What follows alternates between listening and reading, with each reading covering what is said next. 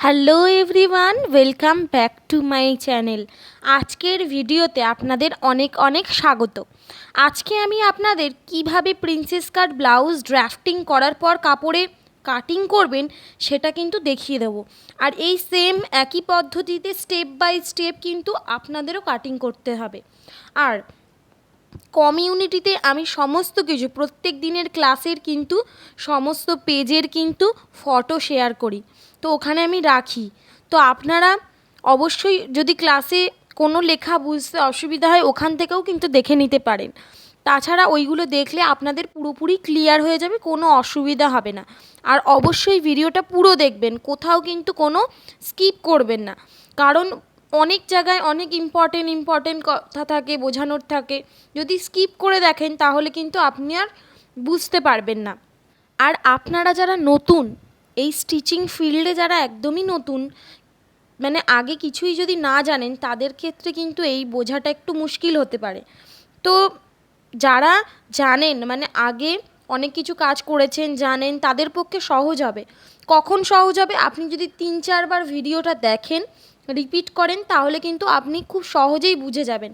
কারণ এখানে প্রত্যেকটা প্রসেস কিন্তু খুব ভালোভাবে বুঝিয়ে দেওয়া হয়েছে, কীভাবে কী করতে হবে, চেস্ট অনুযায়ী কী কী পরিবর্তন হবে, সেগুলোও কিন্তু ভিডিওতে থাকে।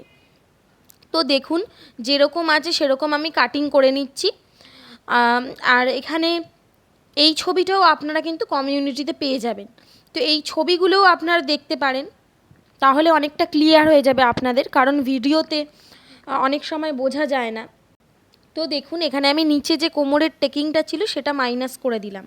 ঠিক আছে, এবার যেরকম শেপ আছে সেই রকম কিন্তু আমি সেই শেপটা পুরো একদম কাটিং করে দেবো। তো দেখুন, এবার যেমন আছে আমি ঠিক তেমনই কাটিং করে দিচ্ছি। আর আর্মহোলটা যখন কাটিং করব একটু বড় কাপড় রেখেই কাটিং করব, কারণ যখন আমরা ওই টেকিংটাকে মোহরার টেকিংটাকে বাদ দেব তখন কিন্তু আমাদের যদি আমরা ডাইরেক্ট কেটে দিই তাহলে কিন্তু হবে না। তো এখানে আমি কয়েকটা পিনও লাগিয়ে নিচ্ছি। আর আপনারা চাইলে অবশ্যই এখানে কিন্তু এমনি নর্মাল যে পিনগুলো হয় সেগুলোও লাগিয়ে দিতে পারেন। তো দেখুন, এবার কিন্তু আমি আর্মহোলটা পুরো কেটে নিচ্ছি। তো এখানে আমার আর্মহোলটা কাটিং হয়ে গেছে। এই কাপড়টা যেহেতু নরম, তাই না কুঁচকে যাচ্ছে কাটিং করার পর। তো এমনি আস্তর যেগুলো হয় সেগুলো যদি আমরা কাটিং করি তাহলে কিন্তু এরকম কোঁচকাবে না। তো এখানে যে পয়েন্টটা তৈরি হয়েছিল পয়েন্টটাও আমি কেটে মাইনাস করে দিলাম। দেখুন, প্রিন্সেস কাট এই যে শেপটা রয়েছে এর একদম জোড়া দিক থেকে আমাদের 1/2 ইঞ্চিতে একটা দাগ দিতে হবে, এবং আমাদের যে শেপের যে অংশটা কাটিং করেছি সেখানের কিন্তু সাথে মিলিয়ে দেব। ঠিক আছে, এই পোর্শনটা কিন্তু কাটিং হয়ে যাবে, এটা এক্সট্রা কাটিং করলেই ভালো হবে। এবার অ্যাপেক্স পয়েন্টে চলে গেলাম। এখানেও আপনারা চাইলে টেকিং দিতে পারেন, তাহলে বডি শেপটা পুরো স্পষ্ট বোঝা যাবে। তো ওই কাটিং যেখানে দেখুন ওই দিক থেকে 1 ইঞ্চি বা 1.5 ইঞ্চি গ্যাপ রাখলাম, আর এখানে টোটাল 1 ইঞ্চির টেকিং হবে। তো একদিকে 1/2 ইঞ্চি, অন্যদিকে 1/2 ইঞ্চি দিয়ে এখানে কিন্তু আমরা জয়েন্ট করে দিচ্ছি দুটো দাগকে। এইগুলো কিন্তু মাথায় রাখতে হবে। আর এইটা আস্তর কাটিং, এখানে কিন্তু কোনো এক্সট্রা মার্জিন নেওয়া নেই। তো অবশ্যই আপনাদের এক্সট্রা মার্জিনগুলো যখন মেনে কাপড়ে কাটিং করবেন সেখানে কিন্তু অ্যাড করে নিতে হবে। এবার দেখুন, আমি এই যে এই পোর্শনটা কাটিং করে দিচ্ছি, তো এই রকমই কিন্তু হবে। তো দেখুন, এখানে কিন্তু আমার ফ্রন্ট পার্টের কাটিং পুরোপুরি কমপ্লিট হয়ে গেছে। এবার আমরা ব্যাক পার্টে কিভাবে এই সামনের অংশটা রেখে কাটিং করব সেটা দেখব। তো দেখুন, এখানে আমি ব্যাক পার্টটা নিয়েছি। ঠিক আছে, এবার এই যে আমাদের প্রিন্সেস কাটের শেপটা দিয়েছিলাম না, প্রিন্সেস কাট যে পোর্শনটা এক্সট্রা মার্জিন যে রেখেছি, তো এক্সট্রা মার্জিনের সাথে এক্সট্রা মার্জিন মেলাতে হবে। আর আর্মহোলের সাইড থেকে একটা লাইন মতো, ফিতের যে একটা লাইন মতো, সেই একটা থেকে দুটো লাইন ছেড়ে আমাদের রাখতে হবে, মার্জিনটা মেলাতে হবে। ঠিক আছে, তো দেখুন মার্জিনের সাথে মার্জিন মেলাবো, আর এইখান থেকে যে আর্মহোলে যে একটা দাগ আসছে একটা লাইন নিচে রেখে, তো এইখানে দাগ দেব। এইটা আমরা কেন করছি কারণটা আপনারা জেনে নিন। যখন আমরা জয়েন্ট করব সামনের পার্টের সাথে পিছনের পার্ট, তখন যাতে কোনো ছোট বড় না হয়, সেম একই হয়ে যায় মেজারমেন্ট, তাই জন্য এক্সট্রা কাপড়গুলো আমরা কাটিং করে দিচ্ছি।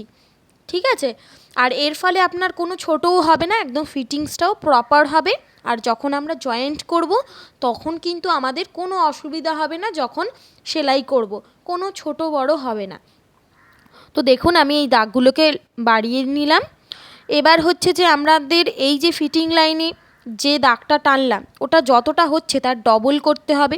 ডবল না, যতটা হচ্ছে তার থেকে আপনি 0.25 বা 2 সুত আপনি বাড়িয়ে জোড়া দিক থেকে কিন্তু দাগ দিয়ে দিতে পারেন।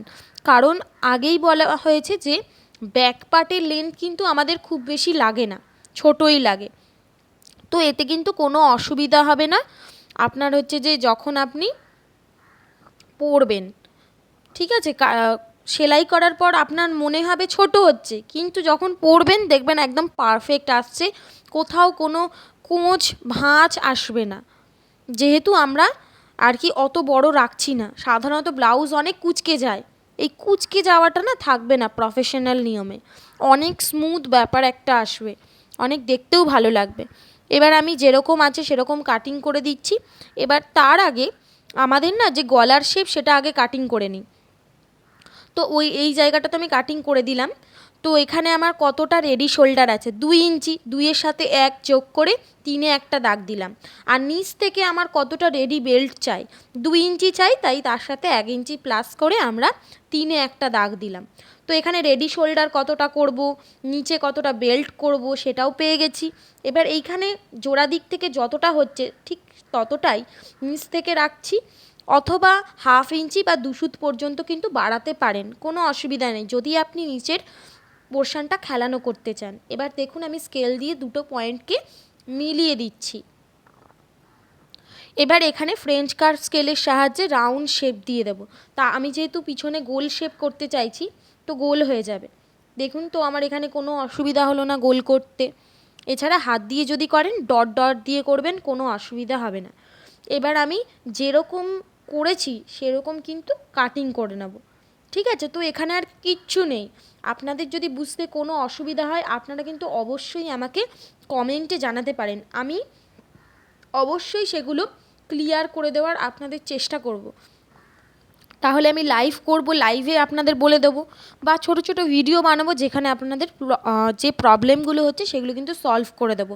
আর আপনারা কী ধরনের ভিডিও দেখতে চান সেটাও কিন্তু অবশ্যই আমাকে কমেন্টে জানাতে পারেন, যে প্রফেশনাল ক্লাস করতে কি চান, নাকি অন্য যে আগে যে ক্লাসগুলো করাতাম ওই ধরনের ক্লাস করতে চান, বা কোনো যদি কাটিং স্টিচিং দেখতে চান আমাকে কিন্তু অবশ্যই কমেন্টে জানাতে পারেন। আমি অবশ্যই চেষ্টা করব সেগুলো আপনাদের দেখানোর, আপনাদের বুঝিয়ে দেওয়ার। তো দেখুন এখানে যেরকম শেপ ছিল সেরকম তো আমি কাটিং করে নিয়েছি। এবার আমি শুধু যে পিঠের যে শেপটা রয়েছে সেই শেপটা কাটিং করব। আর আপনাদের ভিডিওটা যদি ভালো লেগে থাকে অবশ্যই সাবস্ক্রাইব করে দেবেন এবং পাশে থাকা বেল আইকনটা অবশ্যই ক্লিক করে দেবেন, তাহলে পরবর্তী ভিডিওগুলো পেতে আপনাদের কোনো অসুবিধা কিন্তু হবে না। তো দেখুন এখানে আমার কথা বলতে বলতে আমার এখানে কাটিংও কমপ্লিট হয়ে গেছে। তো আশা করি আপনারা বুঝতে পেরেছেন। কোনো অসুবিধা হলে আমি তো বলেইছি অবশ্যই কমেন্টে কিন্তু জানাবেন। তো আমি খুলেও আপনাদের দেখিয়ে দিচ্ছি। তো এটা যখন সেলাই করবো একদম পারফেক্ট হয়ে যাবে। আর অবশ্যই এখানে তো পিছনে হুক হচ্ছে, তো পিছনে যখন হুক হচ্ছে তখন আমাদের কি করতে হবে না, পিছনে আমাদের 1/2 ইঞ্চি অ্যাড করে নিতে হবে। এটা তো আমি জাস্ট নর্মাল একটা কাপড় কাটিং করেছি, এটাকে যখন আবার মেন আস্তরে রেখে কাটিং করব তখন আমি এই 1/2 ইঞ্চিগুলো অ্যাড করে নেব। এই যে প্রিন্সেস কাট যে জয়েন্ট হবে এর আগেও কিন্তু আমাদের 1/2 ইঞ্চি করে এক্সট্রা মার্জিন রাখতে হবে।